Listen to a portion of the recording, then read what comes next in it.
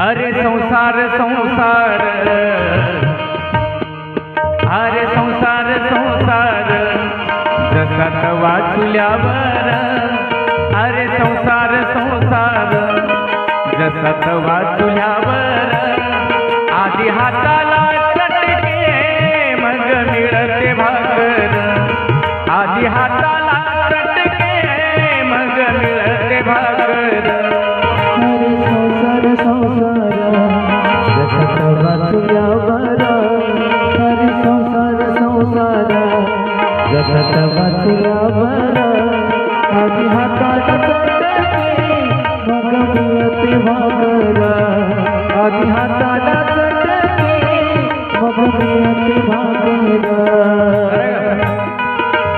कसा आहे तो संसार? फार सुंदर व्याख्या केली बरं का बहिणाबाई. त्या संसारामध्ये जर सुख पाहिजे असेल तर दुःख पहिल्यांदा सहन करावं लागतं. जसं एखाद्या तव्यावरची भाकरी प्राप्त करून घ्यायची असेल तर चटका सहन करावा लागतो.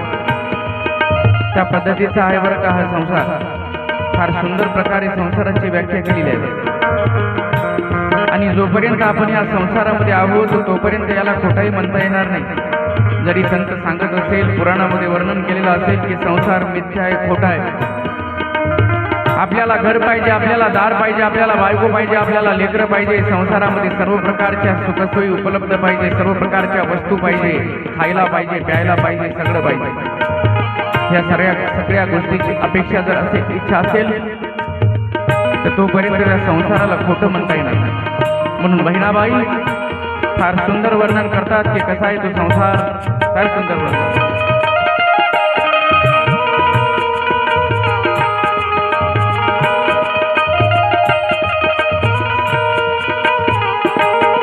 अरे संसार संसार, खोटा कधी म्हणू नये. अरे संसार संसार, खोटा कधी म्हणू नये. देवळाच्या कळसाला लुटा कधी म्हणू नये. राहुळाच्या कळसाला लुटा कधी म्हणू नये. संसार संसार, खोटा कधी म्हणू नये. अरे संसार संसार, खोटा कधी म्हणू नये. रावणाच्या कळसाला लुटा कधी म्हणू नये. रावणाच्या कळसाला लुटा कधी म्हणू नये.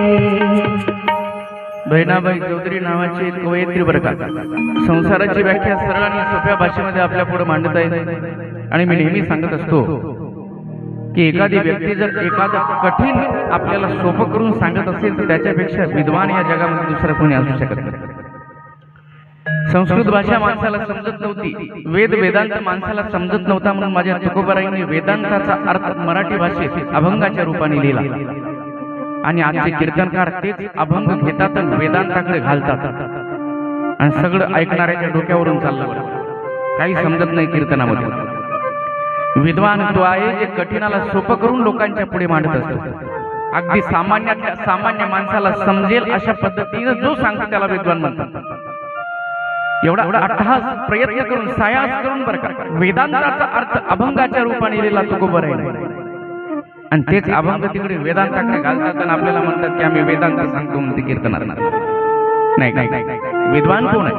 विद्वान कोण आहे? केवढ्या सोप्या भाषेत बरं का, केवढ्या सोप्या भाषेत संसाराची व्याख्या बरं का. जसं तव्यावरची भाकरी प्राप्त करून घ्यायची असेल तर पहिल्यांदा चटका सहन करावा लागतो, तसंच सुखरूपी भाकरी जर पदरात पाळून घ्यायची असेल, प्राप्त करून घ्यायची असेल तर दुःखरूपी चटका सहन करावा लागतो. असा संसार आहे.